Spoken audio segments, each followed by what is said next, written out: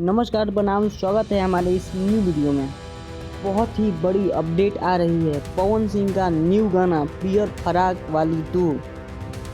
पियर फराक वाली 1 जो पिछले लगन में बहुत ही गर्दम मचाया था गाना।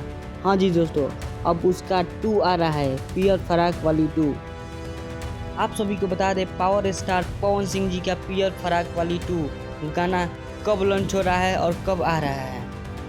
पियर फराक वाली 2 का पोस्टर प्रियांशु सिंह के ऑफिशियल इंस्टाग्राम चैनल पे भी लॉन्च हो गया है।